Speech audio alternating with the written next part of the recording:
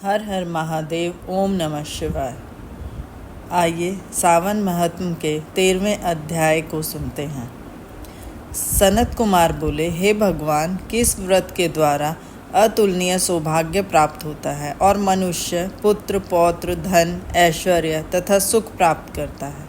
हे महादेव, व्रतों में उत्तम उस व्रत को आप मुझे बताइए।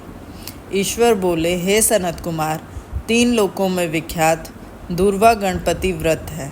सर्वप्रथम भगवती पार्वती ने श्रद्धा के साथ इस व्रत को किया था। मुनिसुत्तम, इस प्रकार पूर्व में सरस्वती, महेंद्र, विष्णु, कुबेर, अन्य देवता, मुनिजन, गंधर्व, किन्नर, इन सभी ने इस व्रत को किया था।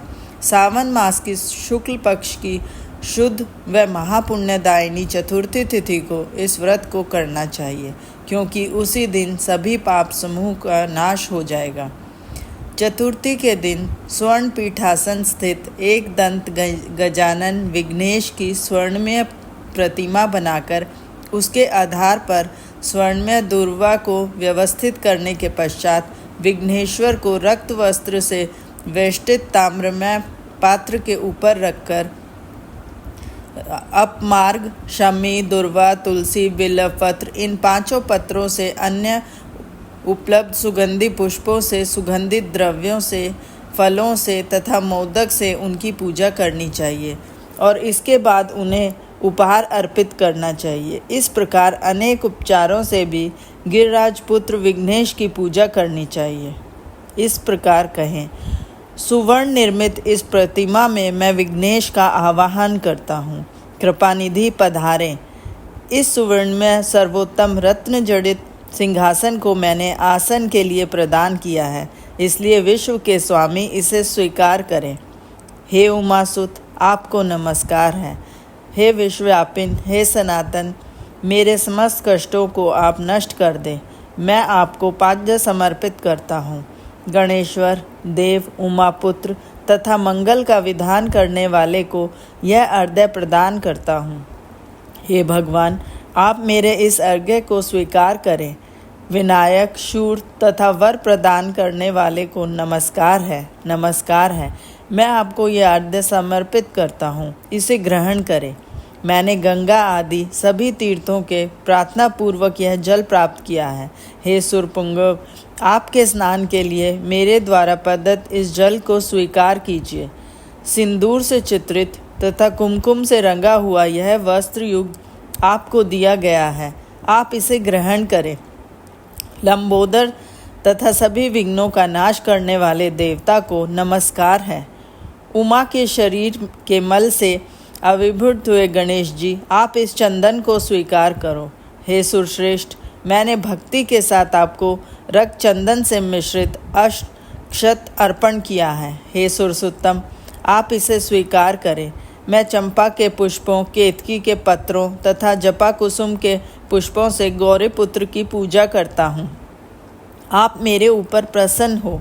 सभी लोकों पर अनुग्रह करने तथा दानवों का वध करने के लिए स्कंद गुरु के रूप में अवतार ग्रहण करने वाले आप प्रसन्नता पूर्वक यह धूप लीजिए।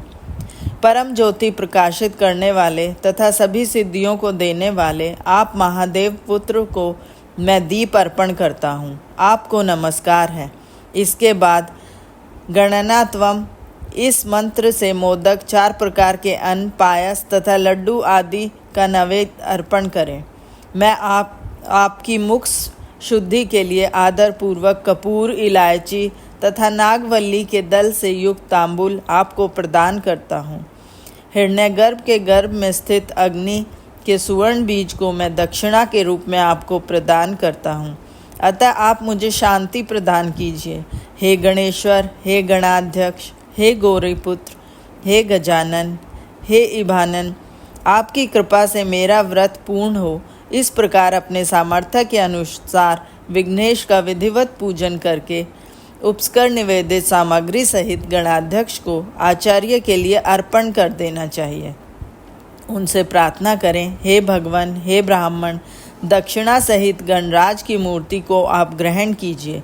आपके वचन से मेरा यह आज व्रत पूर्ण हो को प्राप्त हो। जो मनुष्य 5 वर्ष तक इस प्रकार व्रत करके उद्यापन करता है वह वांछित मनोरथों को प्राप्त करता है और देहांत के बाद शिवलोक को जाता है। अथवा 3 वर्ष तक जो इस व्रत को करता है वह सभी सिद्धियां प्राप्त करता है।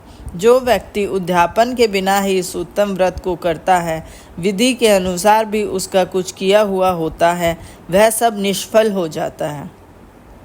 अब उद्यापन विधि में आप उद्यापन के दिन प्रातःकाल तिलों से स्नान करें। उसके बाद व्यक्ति 1 पल या आधा पल या उसके भी आधा पल की स्वर्णिम की गणपति की प्रतिमा बनाकर पंचगव्य से स्नान कराकर भक्ति तथा श्रद्धा के साथ इस 10 नाम मंत्रों से दुर्वादल से सम्यक पूजन करें। हे गणाधीश, हे उमापुत्र, हे अधानाशन, हे विनायक, हे ईशपुत्र, हे सर्वसिद्धि प्रदायक, हे एकदंत, हे इब्वक्त, हे मूषक वाहन, आपको नमस्कार है।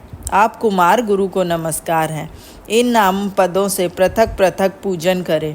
पहले दिन अधिवासन करके प्रातःकाल ग्रह होम करके दूर्वादल तथा मोदकों से होम करना चाहिए। उसके बाद पूर्ण आहुति देकर आचार्य आदि का विधिवत पूजन करना चाहिए और घट तुल्य थनों वाली गाय का दान अपनी सामर्थ्य के अनुसार करना चाहिए। हे वत्स, इस प्रकार यह व्रत करने पर मनुष्य सभी मनोरथों को प्राप्त कर लेता है। हे सनत कुमार, अपने प्रिय पुत्र गणेश के व्रत करने से संतुष्ट होकर मैं उस मनुष्य को पृथ्वी पर सभी सुख प्रदान करके अंत में उसकी सद्गति देता हूँ। जैसे दुर्वा अपनी शाखा प्रशाखाओं के द्वारा वृद्धि को प्राप्त होती है, उसी प्रकार उस मनुष्य की पुत्र पौत्र और संतति निरंतर बढ़ती जाती है। हे सनत कुमार, मैंने दुर्वा गणपति का यह अत्यंत गोपनीय व्रत कहा। सुख चाहने वाले को इस सर्वोत्कृष्ट व्रत को अवश्य करना चाहिए। इस प्रकार सावन महात्म का 13वां अध्याय पूर्ण हुआ। ओम नमः शिवाय। हर हर महादेव।